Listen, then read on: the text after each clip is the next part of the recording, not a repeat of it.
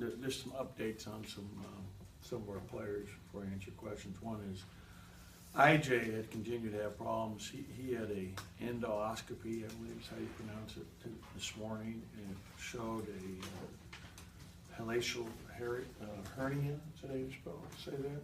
Yes, sir. And so that explains his acid reflux endoscopy, and it's HIATAL, hellacial hernia, which is more than likely the cause of his acid reflux situation. He's been just having now for quite a while.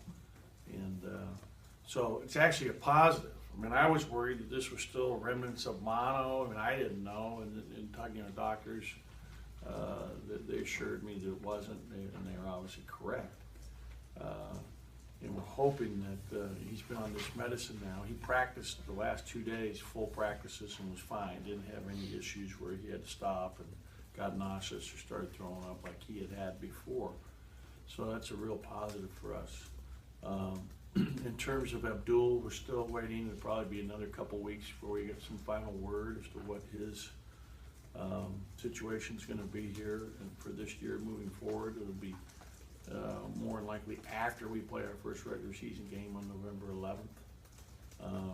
Sabian Stapleton is continuing to make progress. He is actually, if everything goes right, will be scheduled to actually start, if his progressions continue to go, he hopefully will be able to start practicing with contact by December 1st, limited time, and then adding more time as the weeks pile on.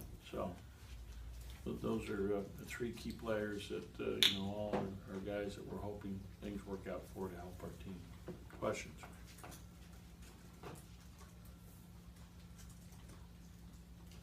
Ben, what do you hope to get out of an exhibition this week?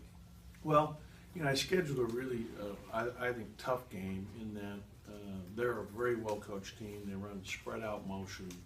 It's going to be something we'll see. They're going to be very patient and smart. They have a really good player who's scored a couple thousand points plus, who's a real problem, and the way they run their motion is going to really test our ability to play long periods of defense and have to sustain that. And for our new young kids, this is the first time they're learning about going against teams that are really going to make you play defense for long periods of time.